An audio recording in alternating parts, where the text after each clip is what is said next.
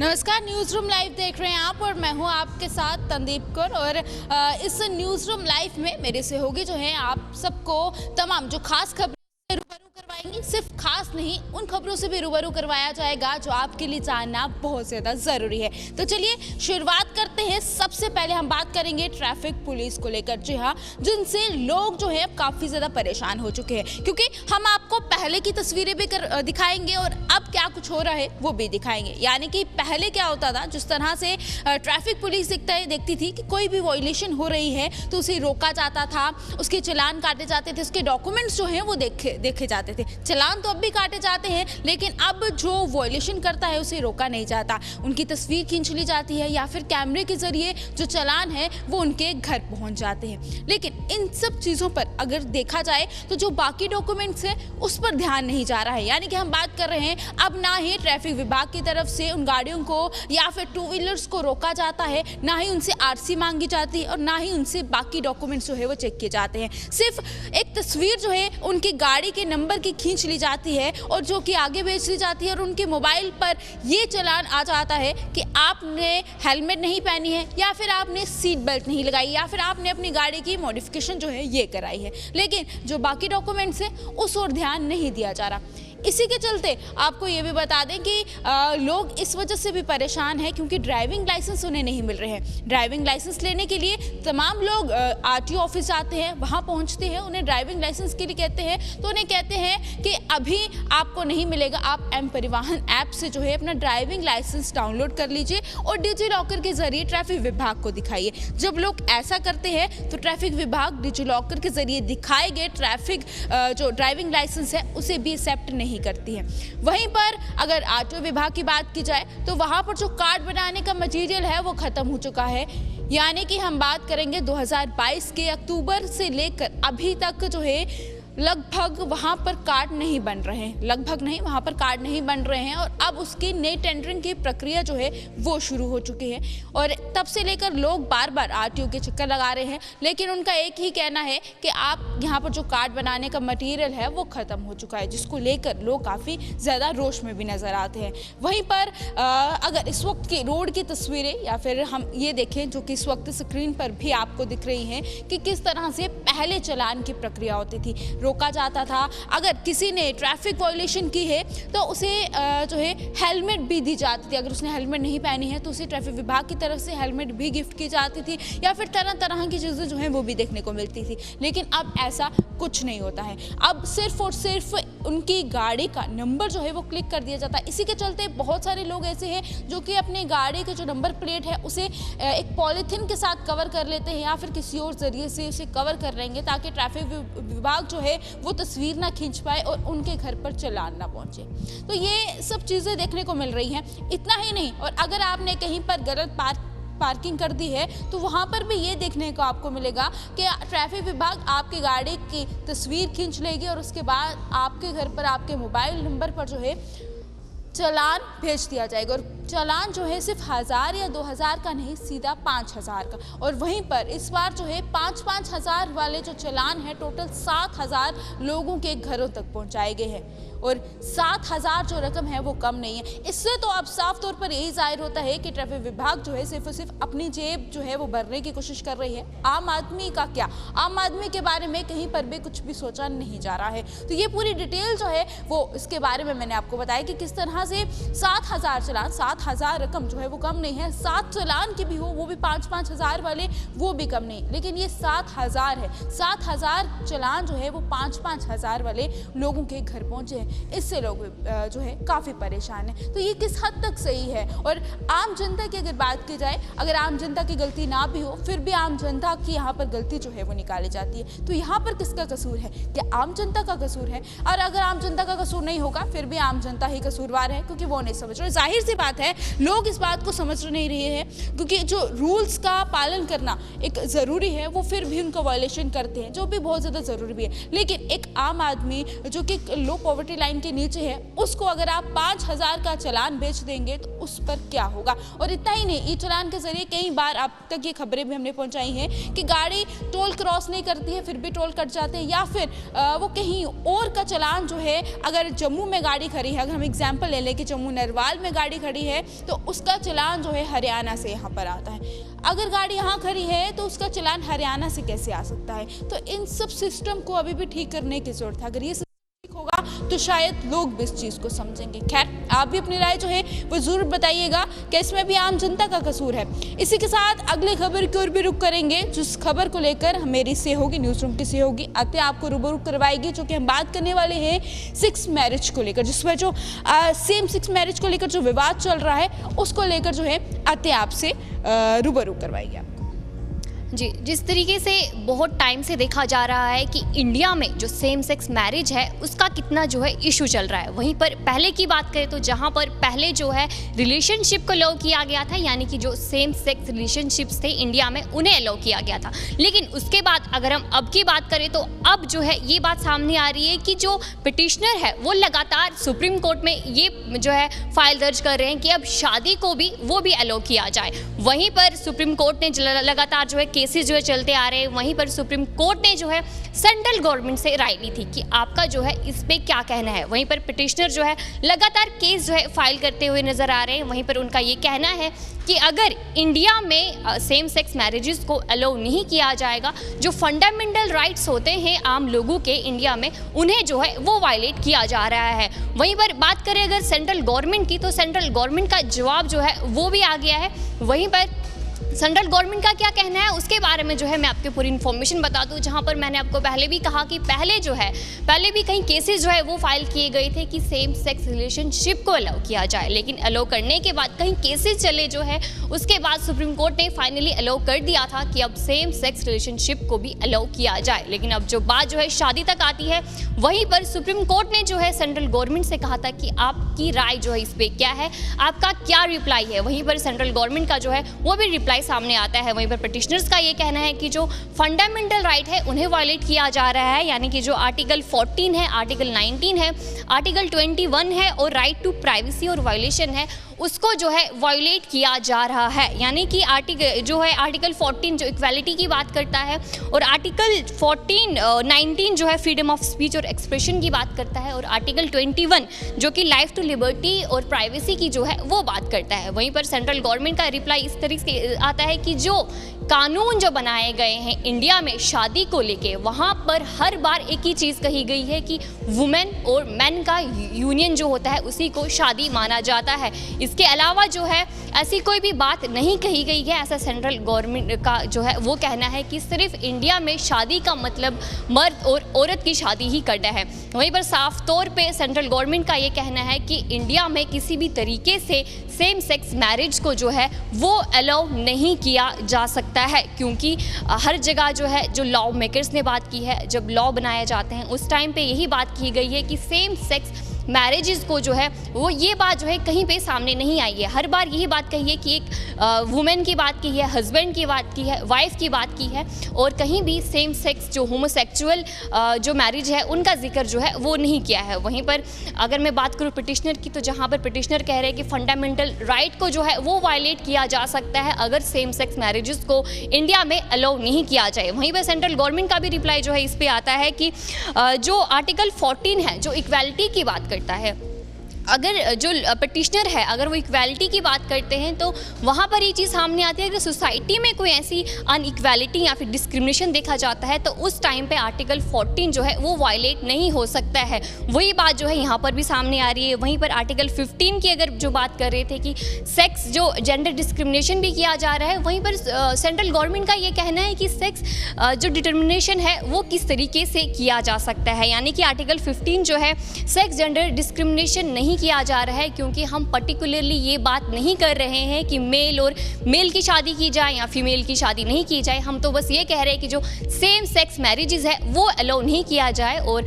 उनका यही कहना है कि आखिर ये आर्टिकल 15 को वायलेट करना कहाँ की बात जो है वो हो सकती है, जबकि हम किसी भी पर्टिकुलर जेंडर को जो है वो पॉइंट नहीं कर रहे हैं। वहीं पर आर्टिकल 19 की बात करूँ तो वहाँ पर ये कहना है कि अगर आपको राइट दिया जाता है, इंडिया के जितने भी सिटीजन हैं उन सभी सभी को राइट है कि वो फ्रीडम ऑफ स्पीच रखें, लेकिन साथ ही साथ जो है अगर आप कोई भी चीज़ मांग रखते हैं तो इसका मतलब ये नहीं है कि जो इंडिया में जो लॉ मेकर्स है उसको रिकॉग्नाइज किया जाए। और वहीं पर 21 की बात जो है वो भी की जाती है, राइट टू प्राइवेसी की भी बात की जाती है। वहीं पर सेंट्रल गवर्नमेंट का ये कहना है कि शादी जो है एक हद तक प्राइवेट मैटर हो सकता है, आपका डिसीजन जो आप लेते हैं वो प्राइवेट हो सकता है, लेकिन उसके अलावा जो चेंजेस आते हैं शादी के बाद जो गवर्नमेंट को देनी पड़ती हैं, यानी कि जिस तरीके से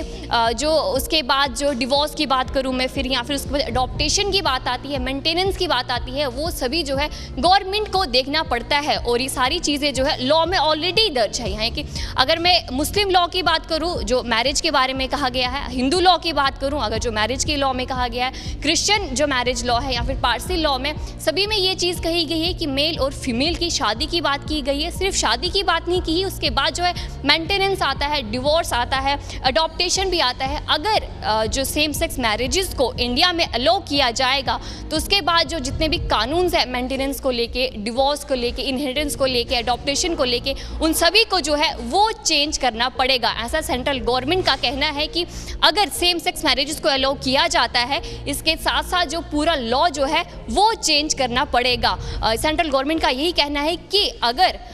जो जिस तरीके से पिटिशनर कहते हैं कि फंडामेंटल राइट्स को वायलेट किया जा रहा है, वहीं पर पॉइंट टू पॉइंट जो है उन्होंने ये बात भी सामने कही है कि किसी भी तरीके से फंडामेंटल राइट्स को जो है वो वायलेट नहीं किया जा रहा है। और वहीं पर अब जो केस है सुप्रीम कोर्ट में लगातार चल रहा था, जहां पर उन्होंने ये कहा था कि सेंट्रल गवर्नमेंट का जो है क्या जवाब आएगा, वहीं पर सेंट्रल गवर्नमेंट का ये जवाब आता है कि किसी भी तरीके से जो इंडिया में सेम सेक्स मैरिजेस को अलाउ नहीं किया जाएगा। वहीं पर जो केस है अब वो कॉन्स्टिट्यूशन बेंच के सामने जो है वो पेश होने वाला है। वहीं पर जिस तरीके से पहले जब रिलेशनशिप को अलाउ कर दिया गया था, वहीं पर अब जो ये कपल्स है वो अब शादी की बात करते हुए नजर आ रहे हैं, लेकिन अभी देखना बाकी है कि आगे जो है क्या चीज़ सामने आ सकती है। वहीं पर जिस तरीके से अगर मैं बात करूं इंडिया की, तो जिस तरीके से ड्रग्स के मामले जो है सामने आते रह रहे हैं, किस तरीके से यूथ जो है ड्रग की तरफ जाती है, वहीं पर इसी चीज़ को लेके हमारे साथ जो है अनिल शर्मा मौजूद है, जो कि इसके बारे में पूरी जानकारी जो है वो देंगे किस तरीके से जो इंडिया में है ड्रग्स के केसेस जो है बढ़ते हुए नजर आ रहे हैं। तो आपने देखा कि हमारे साथ ही जो है इस समय आपको जानकारी दे रही है कि देश के अंदर क्या कुछ चल रहा है और उसको लेकर पूरी जानकारी दी है। और वहीं पर भविष्य की बात करते हैं तो जम्मू कश्मीर में जो पाकिस्तान एक बड़ी साजिश और एक बड़ा नेक्सस चलाने की कोशिश कर रहा है, उसको लेकर आज एक खास जानकारी हम आपको देने जाएंगे, जिसको लेकर जम्मू कश्मीर की बात करते हैं। इससे पहले एक बड़ा एक्शन जो है वो आतंक पर देखने को मिला है और जिस तरह से लगातार आतंक की कमर तोड़ी जा रही है, ये एक बड़ी कड़ी देखने को मिल रही है। और वहीं पर जम्मू कश्मीर की बात करते हैं तो जम्मू कश्मीर के अंदर किस तरह से आप देख रहे हैं कि सुरक्षा बलों की बात करते हैं तो सुरक्षा बल किस तरह से मुंह तोड़ जवाब जो है वो आतंकियों पर देते हुए नजर आ रहे हैं। और वहीं पर हमारे सिक्योरिटी फोर्सेस की बात करें तो सिक्योरिटी फोर्सेस एक एक कर जो है वो आतंकियों को चुन चुन कर मौत के घाट उतारती हुई नजर आ रही है। और वहीं पर आपको बताएंगे कि जम्मू कश्मीर के अंदर किस तरह से नशाखोरी जो है वो बढ़ाने की कोशिश की जा रही है और उसमें अब महिलाओं का खासकर इस्तेमाल किया जा रहा है। एक बड़ा नेक्सस यहाँ पर यह है कि किस तरह से महिलाओं का इस्तेमाल किया जा रहा है। और महिलाओं की बात करते हैं, हालांकि हमने बार बार प्रयास किया है, हालांकि कई सारे एक्सपर्ट्स भी हमने बातचीत की है और कई सारे लॉयर्स भी हमने बातचीत की है। उनका ये साफ तौर पर कहना है कि एक महिला इसीलिए इस्तेमाल की जाती है कि उसकी इजीली जो है फ्रिस्किंग की बात करते हैं या फिर उसकी चेकिंग की बात करते हैं तो वो देखने को नहीं मिलती है, जिसका फ़ायदा अब पाकिस्तान जो है महिलाएं हों, नौजवान युवा हो या फिर इसके साथ साथ देश के अंदर किस तरह से युवाओं को जो है अब जिस तरह से उनके पहले उनके हाथों में हथियार पकड़ाए जाते थे, मगर वहीं पर केंद्र सरकार और जम्मू कश्मीर की प्रशासन की बात करते हैं तो उन्होंने पूरी तरह से नकेल कसी है और युवाओं के हाथ में जो है अब ऐसे खेलों के रुझान यहाँ पर लाए हैं कि सारी अगर हम आपको जानकारी दें, कई सारे खेल ऐसे हैं जो जिनकी शुरुआत हुई है तो उसको लेकर युवा अब चाहता है कि देश का जो भविष्य है वो अब ऊंचाइयों पर जाए। मगर वहीं पर पाकिस्तान अब नया जो है वो नेक्सस जो है वो रचने की कोशिश कर रहा है, जिसके चलते जम्मू कश्मीर में अब ये कोशिश की जा रही है कि जम्मू कश्मीर के अंदर युवाओं को बरगलाया जाए, या फिर सोशल मीडिया के जरिए हो, या फिर मादक पदार्थ जो है वो जम्मू कश्मीर में भेजा जाए। हालांकि कल आपने देखा कि एनसीबी की बात करते हैं तो उन्होंने लगभग जो है करोड़ों की संख्या में जो है मादक पदार्थ को जो है यहाँ पर जो है वो डिस्ट्रॉय किया है। तो कहीं ना कहीं आप मान के चल सकते हैं कि जो एनसीबी के ऑफिशियल्स थे उन्होंने ये साफ तौर पर जाहिर किया, जिसमें उन्होंने हमारे साथी के साथ खास एक्सक्लूसिव बातचीत की, जिन्होंने उन्होंने ये कहा कि लगभग पाकिस्तान जो है अब इस तरफ पहुंच चुका है। हालांकि पाकिस्तान की बात करते हैं तो पाकिस्तान के पूर्व प्रधानमंत्री, आपने देखा होगा कि कल किस तरह से जब वहां पर पुलिस गिरफ्तार उन्हें करने पहुंची तो वहां के स्थानीय लोग किस तरह से वहां पर पुलिस वालों पर ही एक्शन करते हुए नजर आए हैं। तो हालांकि पाकिस्तान वहां पर भुखमरी के कंगाल पर पहुंचा हुआ है, और पाकिस्तान की ही बात करते हैं तो पाकिस्तान किस तरह से वहां पर एक षड्यंत्र रच रहा है और अब चाहता है कि जम्मू कश्मीर के अंदर इस तरह से, हालांकि क्योंकि आतंक पर पूरा प्रहार देखा है, मगर वहीं पर अब चाहते हैं कि जम्मू कश्मीर की बात कर रहे हैं तो जम्मू कश्मीर में अब युवाओं को मादक पदार्थ या फिर मानव तस्करी भी आप देखिए कि किस तरह से एक बड़ा नेक्सस यहां पर बनता हुआ नजर आ रहा है, और उसे किस तरह से हमारी सिक्योरिटी फोर्सेस, हमारी इंटेलिजेंस रॉ की बात करें तो किस तरह से उन्हें पूरी तरह से जो है यहां पर नष्ट करने पर लगी है। एक बड़ा एक्शन ज़रूरी है। कहीं ना कहीं ड्रग्स की अगर हम बात कर रहे हैं तो ये जानना देश के लिए बेहद ज़्यादा ज़रूरी है, भविष्य के लिए बहुत ज़्यादा ज़रूरी है, और उन युवाओं के लिए जो इस समय देश के अंदर यहाँ पर एक रीढ़ की हड्डी बने हुए हैं, मगर उसी रीढ़ की हड्डी को तोड़ने की कोशिश, उसी रीढ़ की हड्डी को बड़ी साजिश जो है वो अब पाकिस्तान रच रहा है। चाहता है कि जम्मू कश्मीर में चाहे वो ड्रोन के जरिए मादक पदार्थ यहाँ पर भेजा जाए या फिर उन्हें पैसे की सप्लाई यहाँ पर भेजी जाए। आप देख सकते हैं कि किस तरह से सोशल मीडिया के हैंडल्स के जरिए जो है उन्हें टाई अप किया जाता है, उन्हें उनके माइंड वॉश किए जाते हैं। हालांकि यहाँ पर कई सारे ऐसे जो उनके ओजी वर्कर्स हैं वो किस तरह से यहाँ पर नौजवानों के जो है माइंड वॉश कर रहे हैं, उन्हें भर्ती कर रहे हैं। तो कहीं ना कहीं इस पर पूरा एक्शन जो है वो हमारी गवर्नमेंट और हमारी प्रशासन, हमारे जम्मू कश्मीर के उपराज्यपाल यहाँ पर साफ तौर पर, और जम्मू कश्मीर के पुलिस महानिदेशक, इससे पहले आईबी के आपने देखा होगा कि चीफ जो जम्मू कश्मीर में आए थे, उन्होंने कहा कि जम्मू कश्मीर में आई विटनेस यहाँ के लोग हैं, वो चाहते हैं कि यहाँ पर पूरी तरह से एक बड़ा एक्शन जो है वो जम्मू कश्मीर में अमन चैन अब देखने को मिल रहा है। अब आने वाले समय में किस तरह से बड़े स्तर पर कार्रवाई देखने को मिलेगी इस पर भी जरूर बात होगी, मगर आज जो एक और विषय है हमारे साथ ही जो है वो ज्वाइन करेंगी जसलीन कौर, वो आपके लिए जानना बेहद ज़्यादा ज़रूरी है, क्योंकि आपकी ज़िंदगी के साथ जुड़ा वो भविष्य है। क्योंकि एक वाटर जो हर समय आपको नीड है, हालांकि उसमें कई सारे जर्म्स होते हैं, कई सारी चीज़ें ऐसी होती हैं जिसका बेहद ज़रूरी है कि आप तक वो जानकारी पहुंचाई जाए। हमारे साथ ही जसलीन जो हैं वो इस समय हमारे साथ हैं, उनसे भी बातचीत करेंगे। जसलीन, हमारे दर्शकों को अपडेट करिएगा कि हमारे देश का जो वाटर है उसको लेकर क्या कुछ जानकारी है आपके पास।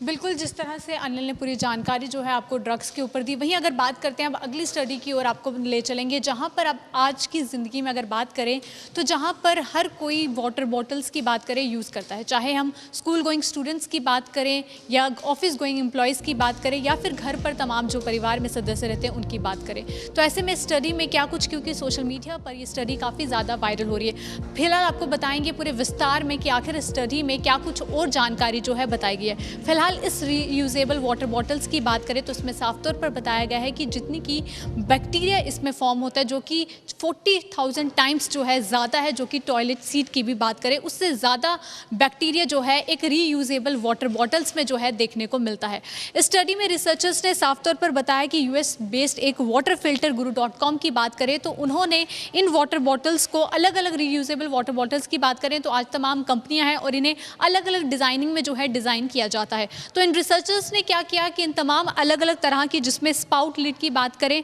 और स्क्रू टॉप लिड की बात करें, स्ट्रे लिड की बात करें और स्क्वीज टॉप लिड की बात करें, तो ये 4 प्रकारों की रीयूजेबल वाटर बॉटल्स का रिसर्चर्स ने स्नैप किया और स्वैप करने के बाद उन्हें पता चला कि इसमें से 2 तरह के बैक्टीरिया जो हैं वो फॉर्म्ड हुए हैं। उन बैक्टीरिया की बात करें तो जिसमें एक ग्राम नेगेटिव रॉट्स और एक बेसिलियस बैक्टीरिया जो है, इन 2 तरह के बैक्टीरिया जो हैं इसमें साफ तौर पर बताए गए। अब इन 2 बैक्टीरिया से आपको कितना जानलेवा हो सकता भी है या नहीं, वो भी आपको आगे बताएंगे। इस स्टडी में रिसर्चर्स ने बताया जो ये 2 तरह के बैक्टीरिया हैं जो कि 40 टाइम्स ज़्यादा होते हैं, जो कि एक टॉयलेट सीट में पाए जाते हैं। इसको लेकर अगर सबसे पहले ग्राम नेगेटिव बैक्टीरिया की बात करें तो इस पर उन्होंने साफ तौर पर ये जानकारी दी कि ये बैक्टीरिया जो है इन्फेक्शंस जो है पैदा करता है, जो कि इंक्रीजिंगली जो है रेजिस्टेंट होती है एंटीबायोटिक्स को। उसके बाद बैकिलिस बैक्टीरिया की बात करें तो इस पर साफ तौर पर कहा कि इससे जो है गैस्ट्रोटेस्टिनल इश्यूज जो हैं वो आपके ज़्यादा बढ़ते हैं। हालांकि जब 2 तरह के बैक्टीरियाज जो हैं इन रीयूजेबल वाटर बॉटल्स की बात करें तो इसमें पाए जाते हैं।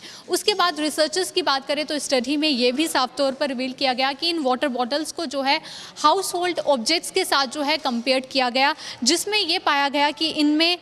हाउस होल्ड ऑब्जेक्ट से ट्वाइस जो है ज़्यादा बैक्टीरिया जो है एक रीयूजेबल वाटर बॉटल में होता है। उसके बाद अगर 4 टाइम्स जो है अमाउंट ऑफ बैक्टीरिया जो है कंप्यूटर माउस से भी ज़्यादा है, और 14 टाइम्स अगर बात करें तो एक पेट के ड्रिंकिंग बॉल की बात करें तो उससे ज़्यादा जो है वाटर बॉटल्स में देखा जाता है, जो कि रीयूजेबल वाटर बॉटल्स की बात करें। अलग अलग डिज़ाइंस की आती हैं तो उन तमाम डिज़ाइंस को भी अलग अलग स्क्वीज लिड की बात करें तो उसे भी जो है रिसर्चर्स द्वारा उस पर रिसर्च की गई और ये जानने की कोशिश की गई कि कौन सी वाटर बॉटल जो है रीयूजेबल आपके लिए ज़्यादा जो है ठीक साबित हो सकती है। हालांकि इसको लेकर रिसर्चर्स को लेकर जो कुछ इसमें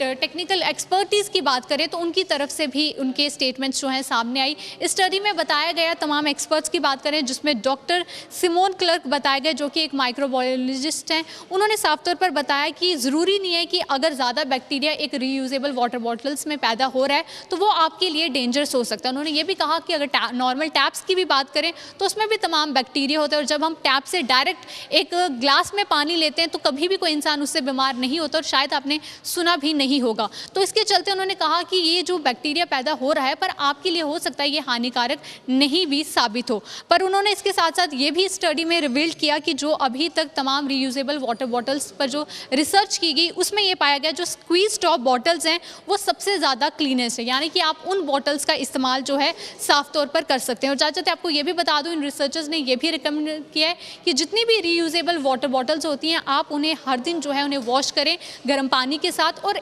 वीक में एक दिन बात करें तो इन्हें ज़रूर जो है सैनिटाइज भी ज़रूर करें। तो ये तमाम रिसर्च थी जो रीयूजेबल वाटर बॉटल्स को लेकर थी, क्योंकि इसमें साफ तौर पर बताया गया था कि रीयूजेबल वाटर बॉटल्स में जो है 40 टाइम्स ज़्यादा जो है बैक्टीरिया क्रिएट होता है, जो कि एक टॉयलेट सीट से भी ज़्यादा होता है। पर इस स्टडी में विस्तार से हमने आपको जानकारी दी कि आपके लिए ये हानिकारक हो सकता है या नहीं, और किस तरह और कौन सी रीयूजेबल वाटर बॉटल जो है आप यूज़ कर सकते हैं, और किस तरह अपना बचाव जो है इस पर साफ तौर पर कर सकते हैं। तो इसी तरह हमारी न्यूज़ रूम लाइव में कोशिश लगातार रहेगी कि तमाम हमारी सहयोगी अलग अलग टॉपिक्स पर आपको पूरी विस्तार से जानकारी दे। फिलहाल के लिए आज के इस न्यूज़ लाइव में बस इतना ही। दीजिए इजाज़त, नमस्कार।